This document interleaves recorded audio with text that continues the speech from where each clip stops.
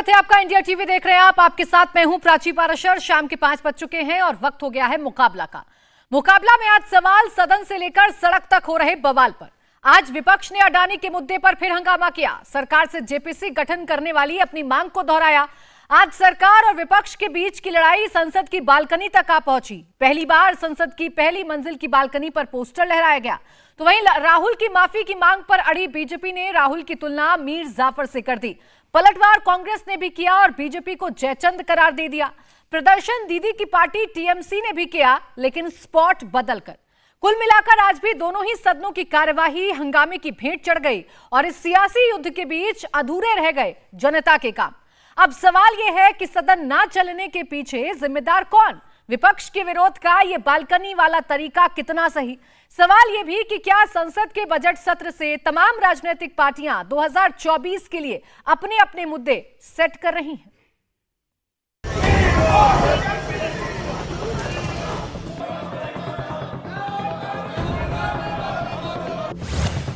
BJP और राहुल गांधी की लड़ाई।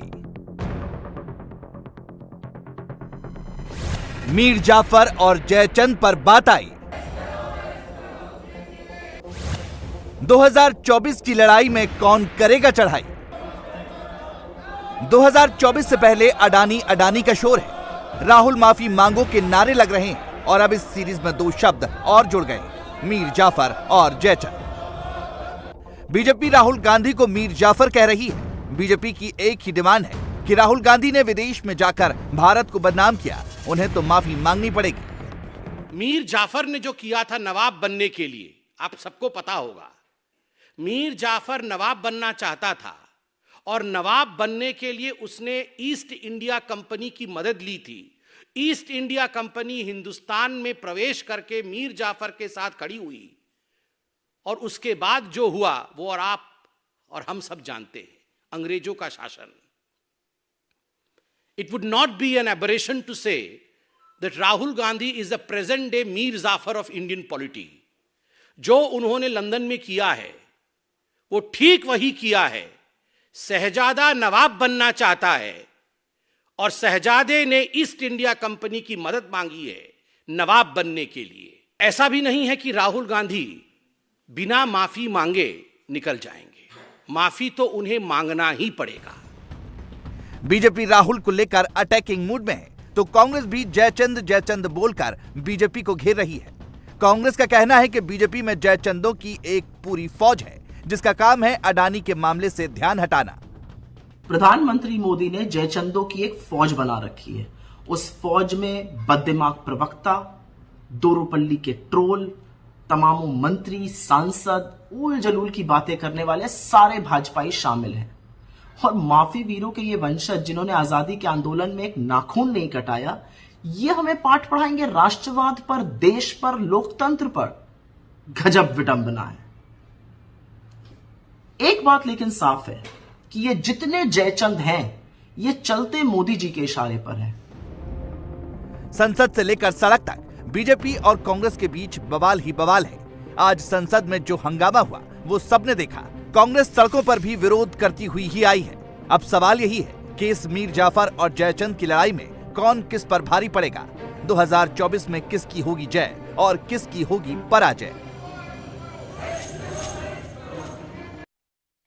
और इस पर चर्चा करने के लिए हमारे साथ खास मेहमान जुड़ गए हैं। के शर्मा, प्रवक्ता बीजेपी, अवनीजेश अवस्थी, राजनीतिक विश्लेषक, सुरेंद्र राजपूत, प्रवक्ता कांग्रेस, डॉक्टर आशुतोष वर्मा, प्रवक्ता समाजवादी पार्टी और राजीव रंजन, प्रवक्ता जेडीयू। आप सभी का बहुत बहुत स्वागत है। के शर्मा जी, मैं आपसे शुरुआत कर रही हूं।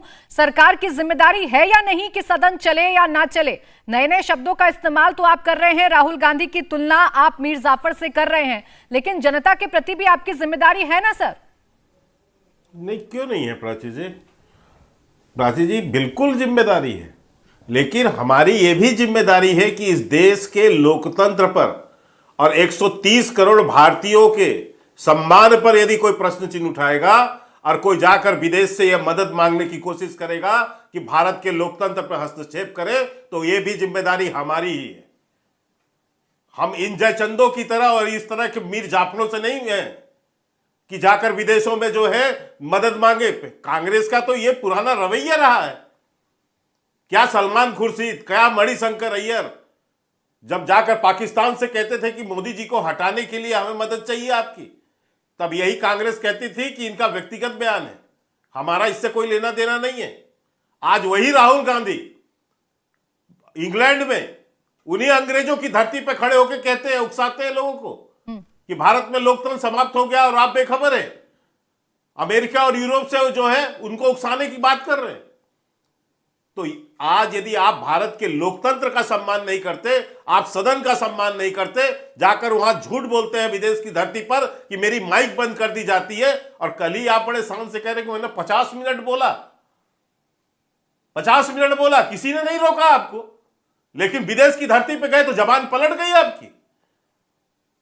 तो भारत के सदन को बदनाम करना, भारत के लोकतंत्र को बदनाम करना, भारत के उसके लिए आप विदेशियों को उकसाना, आप ये करेंगे तो आपको इस सदन में माफी मांगनी ही पड़ेगी। और मांगना शर्मा जी, सदन को सियासी अखाड़ा बनाने पर आप लोग क्यों तुले हुए हैं? अभी तक विपक्ष हंगामा करता था, आप लोग कहते थे कि विपक्ष सदन को चलने नहीं देना चाहता, जनता की बात नहीं होने देना चाहता, लेकिन अब ये सवाल तो आपसे भी पूछे जाएंगे ना कि जिम्मेदारी तो सरकार की है कि सदन चले, जो बिल पेश होने हैं वो बिल पेश हो जाए, जनता के काम हो जाए, लेकिन यहाँ तो आप ही अपनी जिद पर अड़े हुए हैं कि राहुल गांधी माफी मांगे वरना सदन नहीं चलेगा। बिल्कुल प्राची जी, हम इसलिए किसको कहते हैं क्योंकि 70 साल के इतिहास में एक भी घटना आप बताइए जब कोई नेता जाकर विदेश में कहा हो, विदेश से जाके भारत के अंदर आंतरिक मामले पर हस्तक्षेप करने की बात कहा हो। यह पहली बार हुआ है 70 साल में कि एक विपक्षी दल का नेता जो है विदेश में जाता है और जाकर वो वहां से कहता है कि भारत के लोकतंत्र पर हस्तक्षेप करो। बिल्कुल हम कह रहे हैं कि पहली बार यदि यह हुआ है इतिहास में कि पहली बार इस तरह से जाके जयचिंदो की तरह और मीर जाफर की तरह व्यवहार किया गया है, तो उसके लिए पहले सदन में शर्मा जी, माफी मैं बार बार संसद को लेकर सवाल पूछ रही हूँ। आप सरकार में हैं, आपके पास बहुतेरे ऐसे तरीके हैं जिससे आप राहुल गांधी पर, कांग्रेस पर दबाव बना सकते हैं, आप प्रदर्शन कर सकते हैं, नारेबाजी कर सकते हैं, लेकिन आप सदन को क्यों सियासी अखाड़ा बना रहे हैं? मैं तो ये पूछ रही हूँ, 35 बिल पेश होने हैं, 7 दिन बीत गए, सिर्फ 110 मिनट तक अभी सिर्फ कार्रवाई चल पाई है, रोज स्थगित करना पड़ रहा है सदन को। बिल्कुल आप कह रही हैं, आपको ये सत्र बिल्कुल आपको ऐसा लग रहा है। इसके 1 साल 2 साल पहले के सारे सत्रों को गणना मैं उसमें नहीं जाना चाहता कि कब कब कितना बाधित किया गया है सदन को, लेकिन मैं ये कहता हूं कि देश के लोकतंत्र की सबसे बड़ी मंदिर, सबसे बड़ी पंचायत, यदि आप उस पर इस तरह के जो है आरोप लगाएंगे और आप भारत के अंदर आंतरिक मामलों में दखलंदाजी की बात करेंगे, तो विषय तो पहले लोकतंत्र का आएगा ना प्राची जी, उस सदन की मर्यादा का आएगा ना।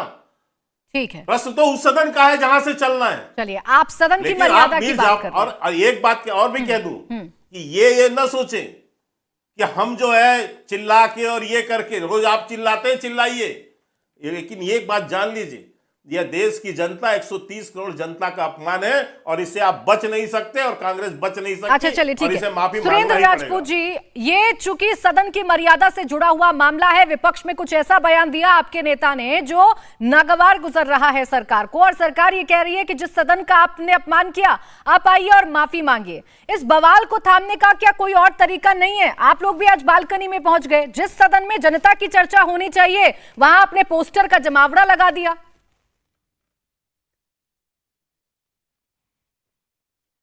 प्राची जी, इस लोकतंत्र का अपमान जिस तरीके से भारतीय जनता पार्टी अपने बहुमत के अभिमान में कर रही है, अभूतपूर्व है। इतनी कमजोर और इतनी कायर सरकार कि अगर राहुल गांधी जी ने कहीं कोई बयान दिया है और उसमें आपको लगता है कि ऐसा कुछ है, तो आप एफआईआर कराइए, आपके पास एजेंसीज हैं, आपके पास, आप इंटरोगेट कीजिए, कौन रोक, सदन को क्यों नहीं चलने दे रहे हैं? सच बात यह है कि ये मीर जाफर जिन्होंने कहा वो जयचंद की नाजायज औलादें जितनी हैं, ये सारी की सारी नाजायज औलादें मोदी अडानी भाई भाई के बात ना इसके लिए वो सारा देखिए, थोड़ी सी चर्चा की गरिमा रखेंगे, हमें ऐसे शब्दों का इस्तेमाल करना है। मैं रोकूंगी आपको सुरेंद्र राजपूत जी, क्योंकि मैं नहीं चाहती कि मेरे इस डिबेट के स्तर को हम गिरा दें, हम चर्चा के स्तर को गिरा दें। तो प्लीज ऐसे शब्दों का इस्तेमाल मत करिएगा जिससे किसी को ठेस पहुंचे, किसी के सम्मान को ठेस पहुंचे। अच्छा, तो प्राची जी एक बात आपसे पूछूं, अभी तक जब राहुल गांधी को मीर जाफर और जयचंद के शर्मा कह रहे थे, तब वो शब्द मर्यादा नहीं थी, ठेस नहीं पहुंच रही थी, तब आपके मुंह में दही जमी हुई नहीं थी? कहा है उसका। आप मुझे बताइए, आपके चैनल के मुंह में दही जमी हुई थी? सुरेंद्र जी, ठीक नहीं, मीर जाफर और जयचंद बहुत अच्छा है। मीर जाफर का काम वो कर रहे हैं। बताइए मीर जाफर का काम तो कर एक रहे बार हैं। जरा प्राची, जो आपका काम, जो आप, मैं सियासत आप के पे स्तर छोड़ता को हूं इस आप बात गिराते हैं को। सुरेंद्र किसी और पर राजपूत नहीं। जी, और आप मैं आप तमाम पे छोड़ता राजनीतिक हूं। दल गिराते हैं, तो इस लड़ाई में आप मुझे मत घसीटिए प्लीज सर, मैं आपसे रिक्वेस्ट कर रही हूं। ये स्तर आप लोगों ने गिराया है, आप लोग ही इसे साफ करिए, मैं आपसे मुझे मत बीच रिक्वेस्ट- में लेकर आइए। लेकिन मैं अगर आप ऐसे प्राची- शब्दों का इस्तेमाल करेंगे तो मैं ये प्राची- टोकना मेरी जिम्मेदारी है, मैं- आप मानिए या मत मानिए।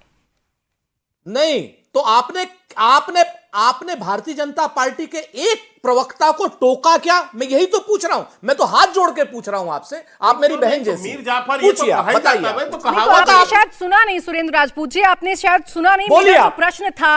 प्रश्न था वो शुरुआत ही इस शब्द से हुआ था कि अगर आपका कोई विरोध कर दे तो आप उसे सियासी मुद्दा राहुल बनाकर राहुल संसद गांधी नहीं को चलने मीर जाफर देंगे। और जयचंद आप लोग कहा जाएगा? selectiveness देखते हैं ना सर, यही तो यही दिक्कत वो- है सुरेंद्र राजपूत जी। राहुल गांधी को मीर और आप जाफर, जिन और शब्दों सुनिए का इस्तेमाल अब आप सुनिए दो शब्द बड़े और इसको बुनियादी मत चुप हैं। करिए, क्या नाम के शर्मा को। अब के अरे शर्मा जी, बिल्कुल एक है सेकंड यार, सुनिए आप, ये तो कहावत सुनिए है। आप, मैं आपसे बिल्कुल है वो बताता मीर जाफर। हूं। जब अब आप के शर्मा को चुप करिए, सुनिए आप, मीर जाफर और जयचंद जब राहुल गांधी को कहा जाता है तब सबके मुंह में दही जम जाती है, और जब हम इनको कहते हैं मीर जाफर और जयचंद की नाजायज औलादे हैं, सब लोग कहने लगते हैं भाषा हाँ, का इस्तेमाल। ये बदतमीजी गलत है है आपकी। दोनों ये चीजों एक बदतमीजी तरफ है आइए आपकी। ना, क्योंकि ये आप बदतमीजी है, ये आप अपशब्द है। मोदी और अडानी भाई भाई ये पर अपशब्द है। बात नहीं करना चाहते, आप ये बात नहीं अपशब्द करना मत बोलिए, चाहते बाकी कि बोलिए। लोकतंत्र के मंदिर में मोदी अडानी भाई भाई का नारा ना लगे, आप ये कोई जांच नहीं करना चाहते। मैं तो कहता हूं राहुल गांधी की भी जेपीसी करा दीजिए, आप आइए कराइए, राहुल गांधी ने कुछ गलत कहा उनकी भी जेपीसी करा कराएं। दीजिए, और क्या नाम उसकी क्या जरूरत है? इसकी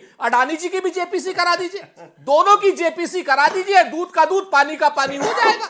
लेकिन ये लोग जिस तरीके से राहुल गांधी को बदनाम करने की साजिश कर रहे हैं, और जिस तरीके से लोकतंत्र के मंदिर में बहुमत के अभिमान में लोकतंत्र की संविधान को कुचलने का प्रयास कर रहे हैं, नहीं चलने देंगे ऐसे। ये लोकतंत्र का और संविधान की हत्या कर रहे हैं भारतीय जनता पार्टी वाले। तो उसी लोकतंत्र के मंदिर में सुरेंद्र राजपूत जी आप क्या कर रहे हैं? आप मुझे बताइए, आज आप बालकनी में चढ़ गए और संसद की उस दीवार पर, उस बालकनी पर हमें सिर्फ सियासी पोस्टर नजर आ रहे हैं। अडानी मोदी भाई भाई के सिर्फ पोस्टर ही तो नजर आए, जनता के सरोकार की बात आप कहां कर रहे हैं? बिल्कुल आएंगे, हम कहा क्या कर, ये जनता के सरोकार की बात नहीं कि देश का पैसा लूट करके शेल कंपनियों के जरिए आ रहा है, लाखों करोड़ रुपया शेल कंपनियों के जरिए आ रहा है। विनोद अडानी खुद मान रहे हैं इस बात को, और ये जनता का पैसा, लूटा हुआ पैसा मॉरिशस के रूट से आ रहा है, इसी की तो जेपीसी चाहते हैं। जनता का पैसा है ये, और तभी ये जेपीसी नहीं कर रहे हैं। जो अडानी मोदी भाई भाई हैं, जो 604वें नंबर का आदमी था, दूसरे नंबर पे ऐसे ही पहुंचा है, जनता का पैसा लूट करके पहुंचा है, इसी की तो जेपीसी की मांग कर रहे हैं। जनता के लिए तो हम लड़ रहे हैं, आज की डेट में हम अपने लिए थोड़े लड़ रहे हैं। ये डिस्ट्रैक्शन ये इसीलिए तो कर रहे हैं कि जनता को पता ना चल जाए कि कहां से शेल कंपनियों का पैसा आया है, पता ना चल जाए कि ये शेल कंपनियां किसकी हैं, पता ना चल जाए इन शेल कंपनियों में पैसा किस किस नेता का है। ये पता चलना चाहिए ना, नहीं पता चलना चाहिए। चलिए के शर्मा जी, इस पर जवाब दीजिएगा, फिर बाकी मेहमानों को चर्चा में लाऊंगी। आप क्यों नहीं मान रहे हैं? ये नहीं मान रहे तो आप मान जाइए, आप सरकार का दायित्व निभा दीजिए। आप ध्यान भटकाना चाह रहे हैं क्या जेपीसी के मुद्दे से? देखिए प्राची जी, मैं कुछ नहीं, मैं 2 फरवरी का ये प्रेस कॉन्फ्रेंस है, खड़गे साहब और तमाम जो है विपक्षी दल जो है सो कॉल्ड, वो उनका मैं ये स्टेटमेंट दिखा रहा हूं। ये प्रेस कॉन्फ्रेंस में क्या कहा गया, इसका हेडिंग ये है, opposition demand JPC or CJI designated committee probe into the Adani group. या तो जो है जेपीसी से, या चीफ जो है मुख्य न्यायाधीश है उनके अधीनस्थ कमेटी बनाकर इसकी जांच हो।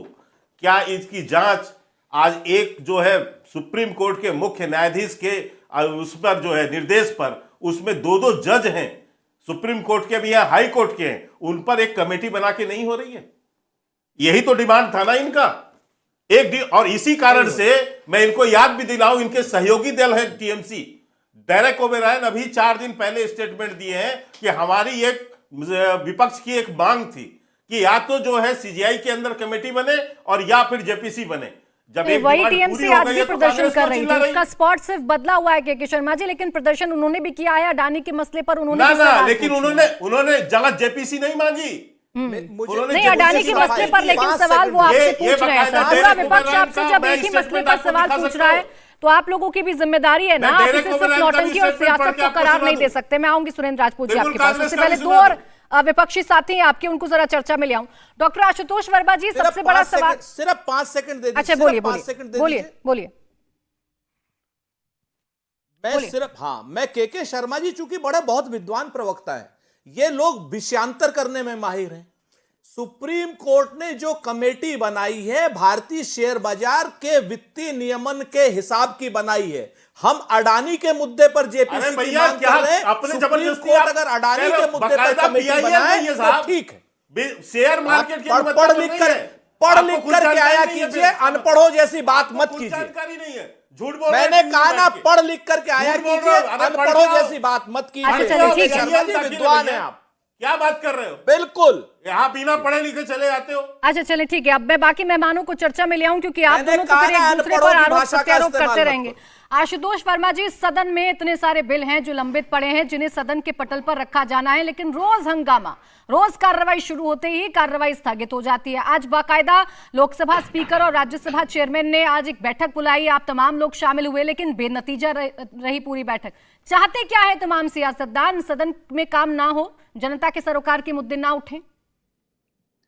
धन्यवाद प्राची जी। प्राची जी, देखिए, ये भारत के निर्वाचित लोकतंत्र में ये पहली बार ऐसा हो रहा है कि सत्ता में बैठी हुई सरकार सदन को चलाने के लिए इंटरेस्टेड नहीं दिख रही। बार बार ये हम लोगों के ऊपर आरोप लगता है कि पिछले 8-9 वर्षों में विपक्ष नहीं चलने दे रहा है, लेकिन ये पहली बार देश देख रहा है कि सरकार नहीं चलने दे रही है। और किस विषय पे?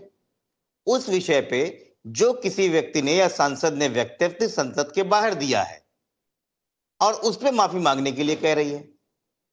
इसके पहले पिछले 70 सालों में और पिछले 9 सालों में भी जब भी कभी कोई वक्तव्य बाहर दिया गया है, और बहुत ही भद्दे दिए गए हैं और सरकार के द्वारा भी दिए गए हैं, उसकी चर्चा कभी भारतीय जनता पार्टी ने, चाहे वो सरकार में रही हो या विपक्ष में रही हो, करने से मना कर दिया गया है।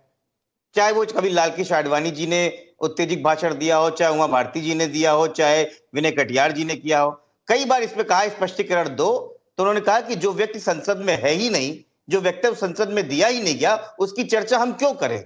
साल दर साल ये होता रहा है, लेकिन भारतीय जनता पार्टी आज चाहती है उस पर चर्चा करें। मुझे लगता है कि एक बार निष्पक्ष तरीके से, मैं कांग्रेस का प्रवक्ता नहीं हूं, लेकिन ये बात करता हूं, जो 3 जगह जहां पे राहुल गांधी जी ने अपने वक्तव्य दिए हैं, चाहे वो कैम्ब्रिज यूनिवर्सिटी के जज स्कूल में दिए हो, चाहे इंडियन जर्नल एसोसिएशन में लंदन में दिया हो, चाहे चैथम हाउस में दिया हो, पूरा का पूरा वक्तव्य सुना दिया जाए, जनता और देश तय कर लेगी कि किसने क्या कहा है। हकीकत जनता भी जान रही है कि भारतीय जनता पार्टी संसद चलने क्यों नहीं दे रही है। क्या कोई नेता विरोधी दल कुछ बोलता है संसद में, उसका आप पूरा वक्तव्य आप किसी एक व्यक्ति के नाम आने से आप उसको पूरा एक्सपंज कर देंगे? आपके अंदर इतनी नैतिकता नहीं है कि आप बताएं ये असंसदीय है, चुपचाप एक्सपंज कर देंगे? ये शर्मनाक है भारत के लोकतंत्र में। क्या कोई व्यक्ति, कोई व्यवसायी इतना बड़ा हो सकता है कि इस देश की संसद को पिछले 1 हफ्ते से चलने नहीं दे रहा है? ऐसे कौन से गठजोड़ है भारतीय जनता पार्टी और उनके नेताओं से कि एक व्यक्ति के लिए वो संसद नहीं चलने दे रहे हैं? ये जनता जानना चाहती है। मैं विस्तार से आपसे जानूंगी आशुतोष जी, पहले मैं जेडीयू के प्रवक्ता हैं उनको चर्चा में ले आऊं कि राहुल गांधी के उस बयान के मायने आपने क्या निकाले। हालांकि आपने कहा कि आप कांग्रेस के प्रवक्ता नहीं है, लेकिन फिर भी मैं आपकी जबानी जरूर समझूंगी कि वो वक्तव्य क्या था। उससे पहले मैं राजीव रंजन जी को चर्चा में ले आती हूँ। राजीव रंजन जी, आपसे भी मेरा यही सवाल है, चूंकि आज मैं यही जानना चाह रही हूँ कि जिस सदन में हमेशा जनता के सरोकार की बातें रखी जाती हैं, विरोध होता है, विपक्ष विरोध करता है, लेकिन ऐसा नहीं होता कि सदन ना चले। सर, इतने दिन बीत गए, 13 मार्च से शुरू हुआ ये संसद सत्र, उसके बावजूद कोई चर्चा नहीं हो पा रही है, सिर्फ हंगामा, नारेबाजी और नए तरीके। ऐसा लग रहा है 2024 के लिए हर कोई अपना मुद्दा सेट करना चाहता है बस। देखिए, संसद की कार्यवाही को चलाने में ट्रेजरी बेंच की भूमिका बेहद महत्वपूर्ण है, और अगर सत्ता पक्ष सदन के संचालन में व्यवधान पैदा करे, अड़ंगे डाले, और उसकी मंशा बिल्कुल साफ है कि वो किसी सूरत में अडानी प्रकरण पर बहस नहीं चाहते हैं। मुझे ऐसा लगता है, ऐसा क्या भय है इस देश में? पहले राजीव गांधी, फिर नरसिम्हा राव, फिर अटल जी, और उसके बाद मनमोहन सिंह जी के खिलाफ भी उनके फैसलों के खिलाफ जेपीसी की जांच हुई। ये पहला अवसर नहीं है कि अडानी प्रकरण में जांच की बात कही जा रही है। अगर 3 प्रधानमंत्री कांग्रेस के थे तो 1 प्रधानमंत्री भारतीय जनता पार्टी के भी थे। और हमारा यह मानना है कि यह मांग पूरी तरह से न्यायोचित है। और इसकी वजह क्या है? जहां एक सामान्य तौर पर अगर किसी आर्थिक अनियमितता का मसला सामने आता है तो फिर आप उसके खिलाफ एजेंसीज को लगाते हैं, उस पर मुकदमे दायर होते हैं, उसे जेल भेजा जाता है। इस व्यक्ति में ऐसा क्या खास है? यह तो पूरे देश को जानने का हक है कि अगर इसमें ये far reaching charges of corporate fraud, political corruption, stock price manipulation through fraudulent means and the misuse oblique monopolization of public resources to benefit a single corporate group. जी। ये सारे मामले इन्फोर्समेंट डायरेक्टरेट अगर इन्वेस्टिगेट करने के लिए तैयार होता या उन्हें केंद्र सरकार की ओर से कहा गया होता कि आप इसकी जांच कीजिए, मुझे लगता है जब छोटे छोटे मामलों में ईडी किसी भी नेता के यहां पहुंच जाता है, किसी भी व्यक्ति के यहां पहुंच जाता है, शोर शराबे के साथ उसे राष्ट्रद्रोही तक साबित करने में एक पूरी। ठीक है राजीव रंजन जी, आपकी बात आ गई सर। मैं इस पर जवाब ले लेती हूँ। मैं आ रही हूँ के शर्मा जी। एक और मेहमान है जिनका अभी एक कमेंट रह गया, पहले मैं उनका कमेंट ले लूँ, उसके बाद मैं आपके पास आऊंगी। अवनिजेश अवस्थी जी, ये क्या दोनों मांगे जो सत्ता पक्ष की तरफ से की जा रही है और विपक्ष की तरफ से की जा रही है, क्या ये दोनों मांगे इस देश में इतनी महत्वपूर्ण हो गई हैं कि दोनों ही सदनों की कार्रवाई ठप पड़ी हुई है? जैसे ही शुरू होती है नारेबाजी की भेंट चढ़ जाती है, नया नया तरीका देखने को मिलता है और नए नए शब्दों का एक्सपेरिमेंट आज की सियासत में देखने को मिल रहा है। प्राची जी, ये दोनों मांगे एक भ्रष्टाचार को लेकर के है। जेपीसी की मांग, हम सब जानते हैं कि जेपीसी एक बार पहले भी बैठी थी मनमोहन सिंह जी के समय में 2G पर। वो जेपीसी की रिपोर्ट टेबल हो ही नहीं पाई पार्लियामेंट में। ऐसे पार्लियामेंट की जेपीसी का क्या मतलब, आप ये बताइए, जिसकी रिपोर्ट ही नहीं है। कह तो दिया इन्होंने कि मनमोहन सिंह के समय में भी जेपीसी हुई थी, लेकिन उसकी रिपोर्ट तो टेबल की नहीं गई। आप इतना टाइम भी बर्बाद करिए पार्लियामेंट की कमेटी का और उसकी रिपोर्ट टेबल करे ना, वो करने ना दी जाए। एक बात। दूसरी बात बड़ी साफ सी है सुरेंद्र जी, और मैं आशुतोष जी से कहूंगा कि भारत की सरकार की मैं कह रहा हूं, किसी भी विपक्षी दल की, सत्ताधारी दल की अगर आलोचना करते हैं, और बहुत बार कर चुके हैं, उन्होंने कहा डेमोक्रेसी इज डेड, कई बार वो कह चुके हैं, यहां भी कह चुके हैं, बाहर भी कह चुके हैं, वहां भी कहते हैं कि भारत में लोकतंत्र नहीं है, भारत की सरकार ताना हो चुकी, ये एक बात है। लेकिन इसके बाद जब राहुल गांधी ने किया, ऑब्लिवियस है, so called defender of democracy, US and European countries oblivious है, बेखबर है, उनको कुछ मालूम नहीं। अगर आपके यहाँ ऐसा हो जाए तो आप क्या करेंगे? आपको करना चाहिए। ये बात ऑब्जेक्शनेबल है। ये जनता को समझनी चाहिए, कांग्रेस को भी लोगों को समझनी चाहिए कि हाँ, उनका मंतव्य ये नहीं था, उनका किसी इंटरवेंशन का मतलब नहीं था। उन्होंने आकर के कहा, और खुद राहुल गांधी ने बाद में कहा 2 दिन बाद, 4 मार्च और 6 मार्च की अगर आप देखेंगे तो उसमें उन्होंने खुद इस बात को रियलाइज किया है। इसलिए मुझे लगता है कि अगर कांग्रेस की तरफ से यह स्पष्टीकरण सही मायने में आ जाए तो फिर कोई दिक्कत नहीं होगी। जहां तक संसद न चलने देने की बात है, सब लोग कहते हैं कि सत्ताधारी दल की जिम्मेदारी है। अरे जब विपक्ष हंगामा करे तब भी सत्ताधारी दल की हिम्मत है। पिछले कितने सत्रों से आप देख रहे हैं, संसद के सत्रों से देख रहे हैं कि लगातार विपक्ष जो है पेगासस पर या और किसी मुद्दे पर लगातार जिस तरीके से वहां पर हंगामा होता है, जिस तरीके से जनता के पैसे का उसका दुरुपयोग होता है, व्यर्थ में जाते हैं, उसके बारे में एक शब्द नहीं बोलते, ये कभी शब्द नहीं बोलते। और जहां तक सुरेंद्र राजपूत ने कहा भाई FIR कर दो अगर गलत बोला है, FIR करने की बात नहीं है। बात यह है कि FIR तो सुप्रीम कोर्ट में केस जा चुका है, यहां भी अडानी का भी जा चुका है, और अडानी के मामले में सुप्रीम कोर्ट ने संज्ञान लेते हुए बाकायदा एक सुप्रीम कोर्ट के निगरानी में बनाई गई, जो सुप्रीम कोर्ट की निगरानी में जांच करेगी, उस पर भी अगर भरोसा नहीं है, तो मुझे लगता है किस पर भरोसा होगा। मैं के शर्मा जी आपके पास आऊंगी, आप बहुत देर से कुछ बोलना चाह रहे हैं, लेकिन चूंकि सवाल अवनिजेश अवस्थी जी ने उठाए थे और सुरेंद्र राजपूत जी से कुछ महत्वपूर्ण सवाल पूछे थे, उनका जवाब पहले आ जाए, उसके बाद मैं सीधा आपके पास आऊंगी। सुरेंद्र राजपूत जी, जो बातें अवनिजेश अवस्थी जी कह रहे हैं, उनका क्या जवाब है आपके पास? जो विदेश की धरती पे कहा गया, वो कितना जायज था, वो कितना जस्टिफाई था, ये आप जरा समझा दीजिए। मैं आश्चर्यजनक रूप से आज अवनिवेश अवस्थी जी की कुछ बातों से सहमत हूं, शायद पहली बार हो रहा हूं। उन्होंने बिल्कुल सही कहा कि ऑब्लिवियस हैं, बेखबर हैं, लेकिन उन्होंने कभी ये नहीं कहा राहुल गांधी ने कि किसी की बाहर की शक्ति की हमें आवश्यकता है, समर्थन की, या वो बेखबर कहा उन्होंने, वो उस अपने बयान पर कायम है, नंबर एक। नंबर दो, जब उनसे दोबारा पूछा गया तो उन्होंने कहा कि हमारा इंटरनल मैटर है। तो सच बात यह है कि भारतीय जनता पार्टी को कम से कम अगर हमारी बात नहीं समझ में आ रही तो अजनवेश अवस्थी जी की बात समझ में आ जाए। दूसरी बात, उन्होंने सुप्रीम कोर्ट मॉनिटर्ड कमेटी के लिए कहा, बिल्कुल सही कहा। सच बात यह है कि हमें सुप्रीम कोर्ट पर अवस्थी जी पूरा भरोसा है। सुप्रीम कोर्ट की कमेटी, जो हमारा बहुत स्पष्ट रूप से आरोप है अडानी के मुद्दे पर, अडानी की शेल कंपनियों के मुद्दे पर, जो 6 कंपनियां हैं जिसमें लाखों करोड़ रुपए का अंदर बाहर हो रहा है, मॉरिशस के रूट से हो रहा है, और लगातार उसके बयान बदलते जा रहे हैं, अडानी जी के भी, विनोद अडानी जी के भी, सारे अडानियों के बयान भी बदलते जा रहे हैं, उसको लेकर के स्पेसिफिक नहीं है। वो शेयर बाजार के विनियमन को लेकर के कमेटी बनी है जिसका रोल बहुत लिमिटेड है।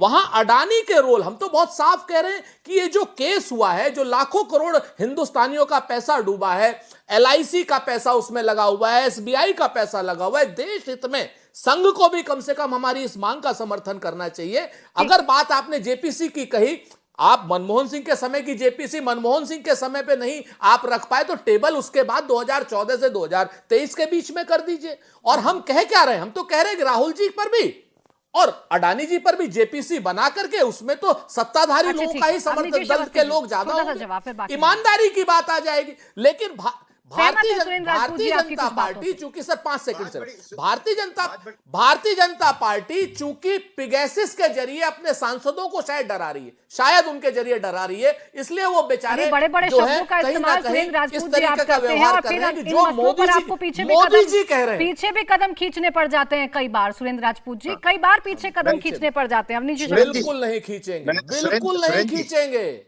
ठीक है, मत खींचिएगा। अच्छा, मत खींचिएगा, सुन तो लीजिएगा ना। बात कौन किसकी जासूसी कर रहा है, ये तो प्रणब मुखर्जी और चिदम्बरम के बीच की जो खबर आई थी, नहीं, बात कौन किसकी जासूसी करवा रहा है आपको तो मालूम है। प्रणब मुखर्जी और चिदम्बरम के बीच की क्या पूरी हरकत हुई थी और क्या खबरें आई थी। कोई उस पर जांच नहीं हुई, कोई उस पर JPC नहीं बैठी, कोई उस पर सुप्रीम कोर्ट मॉनिटर, कोई कमेटी नहीं बैठी उस पर। एक मंत्री दूसरे मंत्री की सारी करवा रहा, और सामान्य से नहीं करवा, एक वित्त मंत्री थे। बात बड़ी साफ सी है सुरेंद्र जी। आपको अगर ये लगता है कि अगर जो भी सुप्रीम कोर्ट निगरानी में आएगा उसमें शेयर बाजार से जुड़ी हुई तमाम जांच जो है उसमें अडानी मामला भी सामने आ जाएगा, अगर उसमें कहीं कोई किसी भी तरीके की कमी पाई जाती है, उसके पश्चात आप JPC बैठाओ, उसके पश्चात आप next step low. Step by step होती है जांच, एक साथ नहीं। आप ये बताइए कि एपेक्स कौन है? एपेक्स कोर्ट अगर कोई जांच कर रही है उसके ऊपर आप JPC बैठाएंगे, दोनों की अगर कॉन्ट्राडिक्टरी फाइंडिंग्स आती हैं, आप किसको मानेंगे? आप एक जांच हो तो जाने दीजिए ना, एक जांच होने जाने दीजिए, उसकी कमेटी की रिपोर्ट आ जाने दीजिए, और टाइम बाउंड है। ऐसा नहीं है कि अनंत काल तक, जैसे अभी तक सैकड़ों जांच समितियां चल रही हैं, उनकी कोई रिपोर्ट नहीं, ऐसा नहीं है, टाइम बाउंड है। आपको संसद में चलने देने के लिए जनता के हित में आपको उस सुप्रीम कोर्ट द्वारा की निगरानी में मैं इस पे जवाब लूंगी, तमाम विपक्षी दलों का एक रिएक्शन इस पर मैं जरूर लूंगी, लेकिन उससे पहले KK शर्मा जी, अब सीधा सवाल ये है ना कि चलिए ठीक है, विपक्ष मान लीजिए मुद्दा भी बना रहा है, विपक्ष मान लीजिए सियासत भी कर रहा है, लेकिन जिम्मेदारी तो आप ही से पूछी जाएगी ना सर। आप ही से पता किया जाएगा कि देखिए आप है ना रोल में, आप है ना इस देश में, सरकार आपकी है ना, केंद्र सरकार BJP की है ना, तो संसद चले ये जिम्मेदारी आपकी है। अब विपक्ष को कैसे मनाना है, कैसे सेम पटल पर आपको आना है, ये तो आपको देखना है। सब कुछ विपक्षी थोड़ी ना करेगा इस देश में। बिल्कुल प्राची जी, और आप देखिए इसी कारण से लगातार स्पीकर जो है सभी दलों की बैठक भी बुला रहे हैं। आज भी इन लोगों ने बहिष्कार किया उस बैठक का, उस पर ये बात करने को तैयार नहीं है स्पीकर के सामने, ना इस पर कोई समाधान की बात है। ये भी अपना ठीक है, इनको पिछला पूरा सत्र पूरे देश ने देखा, उसके पिछले सत्र में देखा, ये पूरे सत्र भर नारे लगाते हुए पूरे सत्र को इन्होंने बर्बाद किया। अभी लेकिन 2 मेरे मित्र और जो हैं पार्टियों के, वो कह रहे थे अडानी पर चर्चा के लिए डर क्यों रहे। मुझे आश्चर्य होता है, अरे कुछ देख पढ़ लेना चाहिए, जान लेना चाहिए, इसके बाद बोले तो अच्छा लगता है। आपको पता है कि राष्ट्रपति अभिभाषण के दौरान पे जो 12-18 घंटे बहस हुई, विपक्ष केवल अडानी पर ही बोला और किसी पे नहीं बोला। और उसका जवाब जो है बकायदा सत्ता पक्ष से जो है हमारे यहां से रविशंकर प्रसाद जी, पूर्व केंद्रीय मंत्री, निशिकांत दुबे जी और स्वयं जो है वित्त मंत्री जो है निर्मला सीतारमण में सदन के अंदर दिया।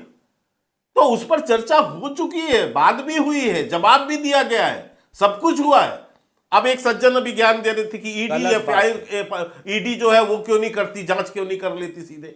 आपको इसका भी सिस्टम पता हो, ईडी तब जांच करती है जब एफआईआर दर्ज होते हैं। अभी ये जो कमेटी बनी है जो सुप्रीम कोर्ट की, वो सारे विषयों की जानकारी ले रही है, सारे, उसके अंदर कोई लिमिटेशंस नहीं है और सारे विषय आएंगे। यदि उनको लगता है कि इसमें ईडी की जरूरत है तो वो भी भेजेंगे।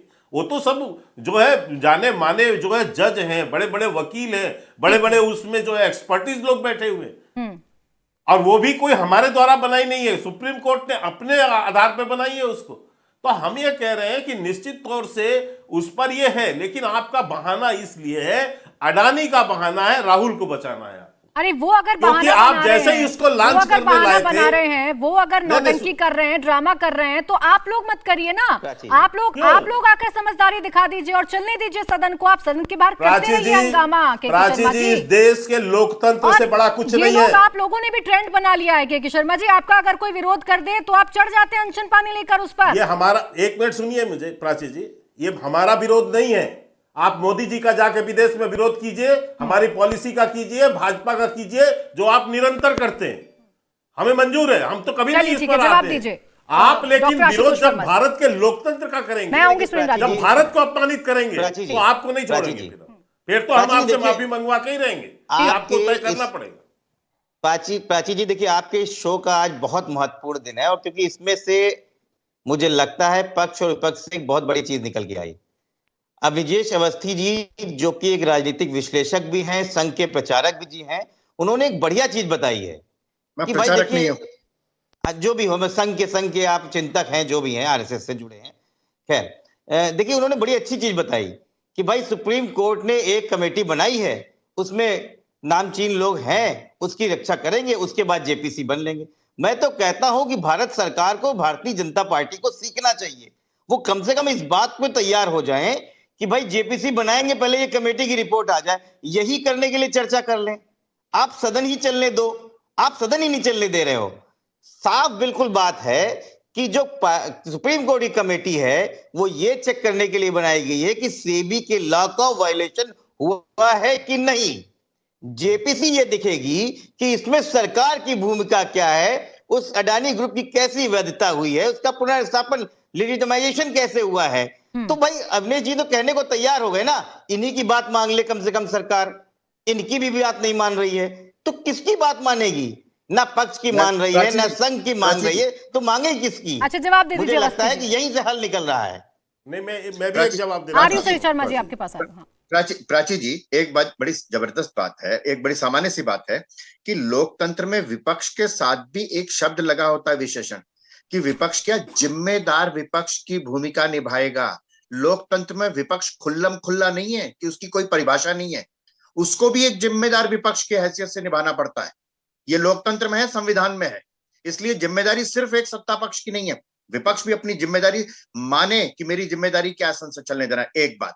दूसरी बात मैंने बड़ी साफ सी कही कि उस सुप्रीम कोर्ट की रिपोर्ट में अगर कोई ऑब्जेक्शनेबल चीज आती है, कोई ऐसी चीज आती है जिसमें कानून का उल्लंघन हुआ है, तब आप कह रहे हैं कि आज ही आप कह दें कि रिपोर्ट आने के बाद हम जेपीसी बना देंगे। रिपोर्ट में कह दिया गया कि कुछ गलत नहीं है, तो पलट गए। कमाल कर रहे हैं आप आशुतोष जी, आप समझ नहीं पा रहे क्या? आप समझ नहीं पा रहे क्या? पलट जाते हैं। मैं कह रहा हूं कि रिपोर्ट की फाइंडिंग्स के बाद अगर उसमें कुछ कमी पाई जाती है 2 मिनट में, विपक्ष के पास तब भी मुद्दा होगा ना, तब भी मौका होगा विपक्ष के पास कि जब सुप्रीम कोर्ट की निगरानी में ये रिपोर्ट आई है। नहीं, सर आपको एक दूसरे की बड़ी चिंता है, लेकिन एक दूसरी आपकी अपनी क्या जिम्मेदारी है, ये चिंता आप में से कोई नहीं करता, जितने भी लोग यहाँ पर बैठे हैं। के शर्मा जी जवाब दे दीजिए। देखिए, मैं आपके पहले भी डिबेट में 2-3 बार एक बात तो कह चुका हूं प्राची कि जेपीसी ये डिमांड कर रहे हैं। मैंने पूछा था एक बार कि यहां जो लोग बैठे हो इस बात की जानकारी दें, क्या जेपीसी को ये पावर है कि जो कंपनी भारत में न काम करती है, न यहां उसका कोई ऑफिस है, न यहां के किसी उसमें वो जुड़ी हुई है, क्या उसको बुला के उससे जो है पूछताछ कर सकती है? ये पावर जेपीसी के पास है? क्या जो जिसने आरोप लगाया हिडनबर्ग ने, क्या उसका एक भी ब्रांच या कहीं यहां से कोई लेना देना कुछ है? और क्या उसको जेपीसी बुला सकती है? और जब तक आरोपों की पुष्टि नहीं होगी तो आप जांच कैसे आगे बढ़ाएंगे? आप किस आधार पर बढ़ाएंगे? तो इनको विपक्ष को भी पता है कि यह संभव नहीं है, जेपीसी नहीं हो सकता, क्योंकि हम उसको बुला ही नहीं सकते। उसको बुलाए बगैर आप आरोप कहां से लाएंगे? आरोप कहां से क्रिएट करेंगे? तो आपको यह पता कि पहले हिडनबर्ग की जांच होनी है। इसलिए आप ये कहते हैं कि जेपीसी इसलिए चल जा रहे हैं क्योंकि आपको इस तरह अब हो हल्ला करना है, मुद्दे आपके पास बचे नहीं है। और जिसको लॉन्च करने की 20 साल से कोशिश कर रहे हैं, जिस शाहजादे को, वो बेचारा जो है हर जगह जो है कहीं ना कहीं ऐसी गड़बड़ी कर देते हैं। बड़ी चिंता है राहुल गांधी की। हाँ, चिंता इसीलिए है क्योंकि इसलिए कहता हूं, एक बार राहुल गांधी जी का नाम जरूर आता है, आपके तमाम बड़े नेताओं के वक्तव्य में राहुल बिल्कुल गांधी जी आएगा। का नाम जरूर आता है। अरे जनाब, उन्हीं के कारण हम तो कहते हैं, अरे वो शतायु हो, बहुत दीर्घ आयु हो उनकी, और इसी तरह काम करते रहे, इसी तरह बयानबाजी करें। हमारा तो काम हल्का है। हम तो प्राची जी चाहते हैं कि ऐसा व्यक्ति हमें मिले। राजपूत जी, एक सेकंड आपसे अगर आपको मेरी आवाज मिल रही है, क्योंकि राजीव रंजन जी की आवाज चली गई थी, मैं उनका पक्ष एक बार जान लूं। राजीव रंजन जी बोलिए। देखिए, सबसे पहली बात तो यह है कि अग्निवेश अवस्थी जी या तो जानबूझकर गुमराह करने की कोशिश कर रहे हैं, कुछ बोलकर फिर उसकी व्याख्या खुद करने लगते हैं, और उन्हें पर्याप्त अवसर भी मिल रहे हैं कि वो पहले कुछ कहें, बाद में कुछ कह करके लोगों को गुमराह करें। भारतीय जनता पार्टी के एक अति ज्ञानी प्रवक्ता हैं जो पूरे देश को निरक्षर समझते हैं, अनपढ़ समझते हैं। मुझे ऐसा लगता है कि हर बात पर यह कहना ये लोग नहीं समझते हैं, इससे उबरिए। शायद ये ज्ञान मत बांटिए। होड़ में ये ज्ञान आप अगर ऐसी बातें कहें, ये ज्ञान अपने घर लोगों का रखिए, अपमान हो, अपने घर रखिए, और इससे आपका कहीं कोई लाभ होता हो तो आप कर लीजिए। चलिए, लेकिन ये सब शिक्षा मत दिया कीजिए, उचित नहीं। आपसे अच्छा नहीं लगता है। अच्छा, बोलने दीजिए, एक सेकंड उनकी बात आने दीजिए। अच्छा, ये ज्ञान मत दिया, बात सुन लीजिए। यहाँ बैठ के ज्ञान देते हो कि 2024 में हरा देंगे। भविष्यवक्ता बने हैं आप। पहले तो ये तुमताम की भाषा बंद करो। नहीं, आप ही कहते हैं ना, ये तमीज नहीं है बातचीत करने की। मैंने कोई तुमताम नहीं कहा है। के शर्मा जी, उनको बात रखने दीजिए, समय खत्म हो जाएगा, समय बड़ा सीमित होता है, उनको अपनी बात रखने दीजिए। इस तरह से बात होगी, आप पूरे डिबेट में मैं 30 सेकंड नहीं बोल पाया हूँ। याद के शर्मा जी प्लीज बोलने दीजिए, प्लीज। नहीं, वो व्यक्तिगत क्यों अटैक? नहीं, देखिए, फिर आप पर यही आरोप लगता है कि आप विपक्ष को बोलने नहीं देते, विपक्ष की आप सुनते नहीं है। यहाँ तो चरितार्थ करिए, बोलने दीजिए, समय चला जाएगा, फिजूल में समय खराब होता है। बोलिए Rajiv Ranjan, please personal comment कोई नहीं करे किसी पर भी, मैं बार बार कहती हूँ सर, चर्चा का स्तर खराब होता है। बोलिए राजीव रंजन जी। जेपीसी की पिछली परंपराओं को देख ले, जो जेपीसी का इतिहास है, अगर कुछ मामले निर्णायक परिणति पर नहीं पहुंचे, इसका अर्थ यह नहीं है कि जेपीसी को अप्रासंगिक मान लिया जाए। भारतीय जनता पार्टी को महारत हासिल है संविधान में संशोधन लाना, बदलाव करना, संस्थाओं का नाम बदलना, और अब जेपीसी उनके निशाने पर है। एक तरफ तो इन्फोर्समेंट एफआईआर होगा, एफआईआर करेगा कौन? अगर भारत सरकार इस पूरे मामले में निष्पक्षता के साथ चाहती है कि अडानी प्रकरण पर ईमानदारी के साथ साफ हो जाए सारा मसला, तो फिर एफआईआर करा करके जांच कराइए ना। और जेपीसी में पहले अगर लॉजिकल कंक्लूजन पर नहीं पहुंचा, तो इसका अर्थ क्या है कि जेपीसी को बराबर के लिए मान लिया जाए कि ये सही तरीका नहीं है। ठीक है राजीव रंजन जी, यानी विपक्ष अडानी पर और सत्ता पक्ष राहुल गांधी की माफी पर लगातार अड़ा रहेगा, और सदन की कार्यवाही ऐसे ही उसमें व्यवधान पड़ता रहेगा। समय समाप्त हो गया है। सुरेंद्र राजपूत जी, माफी के साथ धन्यवाद आप सभी का, बहुत बहुत शुक्रिया, आप सभी हमारे साथ इस चर्चा में जुड़े। इंडिया टीवी हर वक्त हर जगह डाउनलोड करने के लिए सर्च करें India TV news Google play store या ऐप स्टोर पर।